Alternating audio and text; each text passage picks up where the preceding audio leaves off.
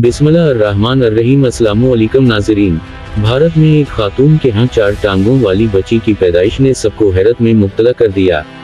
भारतीय मीडिया के मुताबिक रियासत मध्य प्रदेश के जिला ग्वालियर में आरती कंपू नामी खातून ने मकामी अस्पताल में एक बच्ची को जन्म दिया जिसकी 4 टांगें हैं। भारतीय मीडिया के मुताबिक खातून और बच्ची को देखने वाले डॉक्टर और तिब्बी अमले का कहना है कि बच्ची सेहतमंद है और पैदाइश के वक्त इसका वजन 2.3 किलोग्राम था। अस्पताल के सुपरिटेंडेंट डॉक्टर RKS धक्कड़ का कहना है कि बच्ची को जिस्मानी बीमारी स्चियोपागस है जिससे इसके जिस्म में पैदाइश के वक्त 2 इजाफी टांगें भी जुड़ गई हैं, ताहम दोनों इजाफी टांगें गैर फाल हैं। डॉक्टर का कहना है कि बच्ची का तिब्बी मुआयना किया जा रहा है। अगर बच्ची में कोई और बीमारी ना हुई और बच्ची सेहतमंद हुई तो इसकी इजाफी 2 टांगें ऑपरेशन के जरिए हटा दी जाएंगी।